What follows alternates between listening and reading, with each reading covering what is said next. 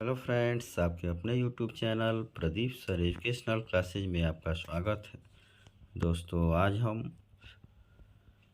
व्यक्तित्व के अर्थ, स्वरूप और प्रकार के बारे में डिटेल आपको बताने वाले हैं, जो आपके लिए असाइनमेंट और प्रोजेक्ट के लिए भी अति महत्वपूर्ण है और BA, MA, BEd, DElEd, BTC के लिए भी अत्यंत महत्वपूर्ण है, क्योंकि ये कॉमन चीज़ है।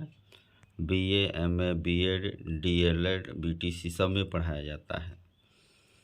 तो दोस्तों, वीडियो के अंत तक बने रहिए, जिससे आपको संपूर्ण जानकारी प्राप्त हो सके। यदि आप हमारे चैनल पर नए हैं तो चैनल को सब्सक्राइब करके बेल आइकन बटन को दबाना न भूलें।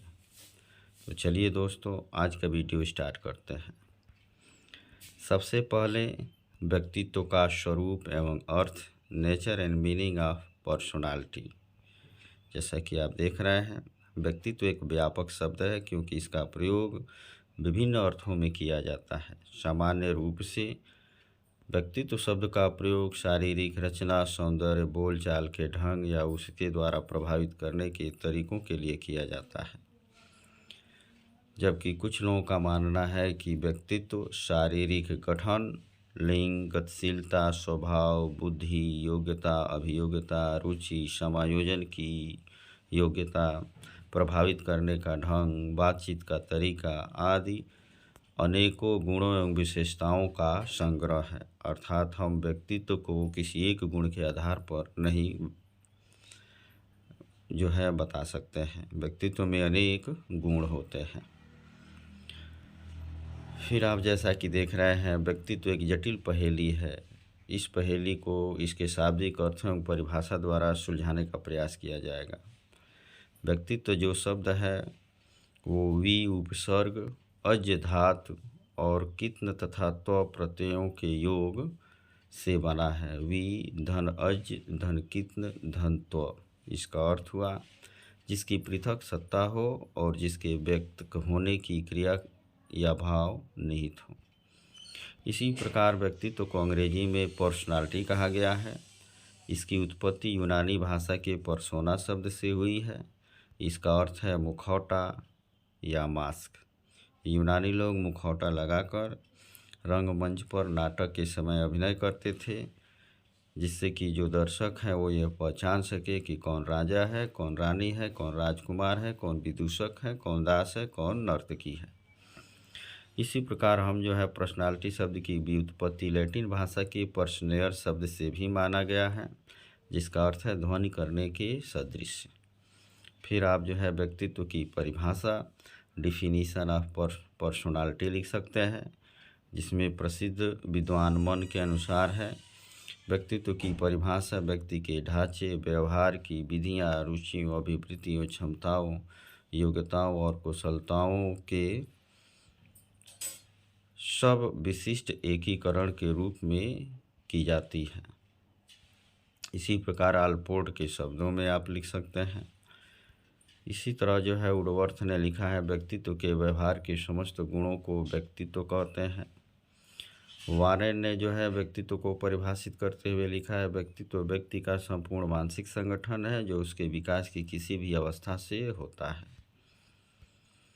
इसी प्रकार फिर हम आएंगे व्यक्तित्व के प्रकार, टाइप्स ऑफ पर्सनालिटी।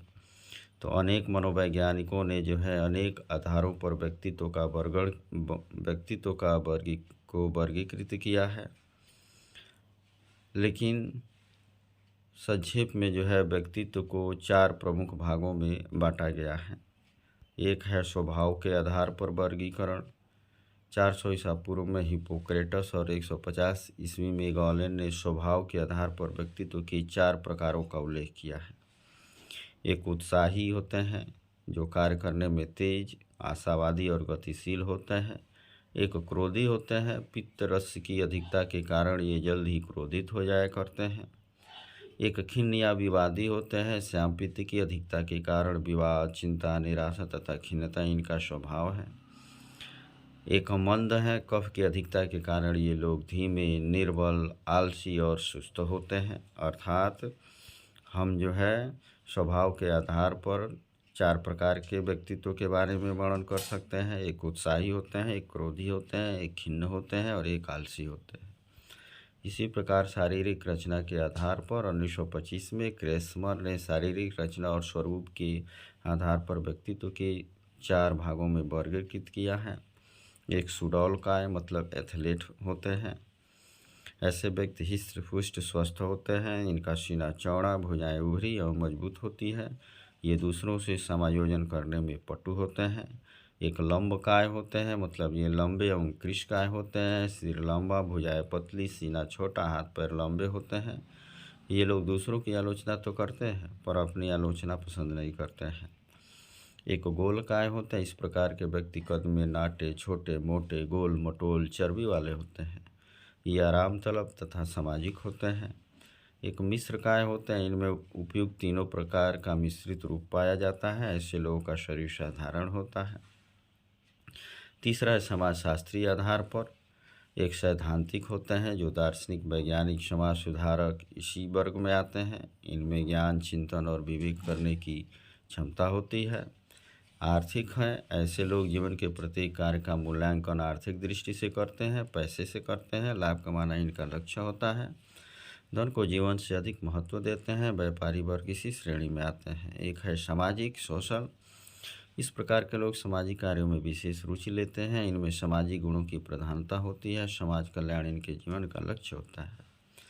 एक धार्मिक होते हैं। साधु, संत, योगी, दयालु तथा धर्मात्मा व्यक्ति इसी श्रेणी में आते हैं। ये ईश्वर तथा आध्यात्मिकता में विश्वास करते हैं।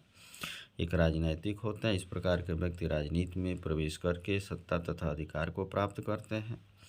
एक सौंदर्यात्मक होते हैं। ये लोग कला तथा सौंदर्य के पुजारी होते हैं तथा प्रत्येक वस्तु को कला की दृष्टि से देखते हैं।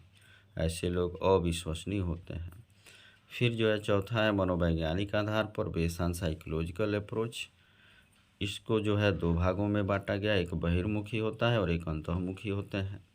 जो बहिर्मुखी होते हैं ये सामाजिक कार्यों में रुचि लेते हैं, दूसरों के साथ मिलजुल कर रहना चाहते हैं। ये अपना जीवन आनंदपूर्वक बिताना चाहते हैं, भविष्य की चिंता न करके वर्तमान से संतुष्ट रहते हैं। इनमें आत्म अभिव्यक्ति की भावना प्रधान होती है। ये अपनी योग्यता, वेशभूषा आदि से दूसरों को प्रभावित करने का प्रयास करते हैं। इनका अनेक मित्र होते हैं। उपन्यास पढ़ना, फिल्म देखना, भाषण देना आदि पसंद करते हैं। एक अंतर्मुखी व्यक्तित्व वाले होते हैं। इस प्रकार के लोगों का स्वभाव, आद्य गुण बाहर प्रकट नहीं होता। ये संसार में खोए रहते हैं अर्थात आत्म केंद्रित रहते हैं। बाह्य जगत की इनकी चिंता नहीं रहती। ये लोग शर्मीले स्वभाव के, एकांतवासी तथा कम बोलने वाले होते हैं। ये प्रायः चिंतित रहते हैं और चिंता का कारण दूसरों से नहीं बताते हैं। संकोच प्रवृत्ति के कारण अपनी बातों को अपने तक ही सीमित रखना चाहते हैं। बोलने में कम, लिखने में अधिक विश्वास करते हैं। मिलनसार प्रवृत्ति के नहीं होते थे तथा अकेले ही कार्य करना पसंद करते हैं। इनके मित्र कम होते हैं। पुस्तकों तथा पत्रिकाओं को अकेले पढ़ना चाहते हैं। यह हंसी मजाक पसंद कम करते हैं। बेकार की बातें नहीं करना चाहते हैं। ऐसे व्यक्ति वैज्ञानिक, दार्शनिक तथा अन्वेषक होते हैं। और तीसरा है उभयमुखी व्यक्तित्व। मनोवैज्ञानिकों का मानना है कि संसार में बहुत ही कम व्यक्ति होते हैं जो पूर्ण रूप में नहीं तो बहिर्मुखी हों नहीं तो अंतर्मुखी हों। अधिकांश लोगों में दोनों गुण पाए जाते हैं और जिनमें ये दोनों गुण पाए जाते हैं उन्हें उभयमुखी व्यक्तित्व का माना जाता है। प्रसिद्ध विद्वान टर्मैन ने बुद्धि लब्धि के आधार पर व्यक्तित्व का वर्गीकरण किया है। प्रतिभाशाली, प्रखर बुद्धि, उत्कृष्ट बुद्धि, सामान्य बुद्धि, मंद बुद्धि, निर्बल बुद्धि, मूर्ख, गूढ़, जड़ बुद्धि। इस प्रकार वर्गीकरण की एक सामान्य आलोचना यह है कि विकास के किसी न किसी पहलू पर बल देते हैं और सामान्य मानव स्वभाव की अपेक्षा उनके उग्र रूपों की व्याख्या करते हैं। यह बात क्रो ने लिखा है। वीडियो देखने के लिए धन्यवाद। ये था आपका व्यक्तित्व, स्वरूप, अर्थ और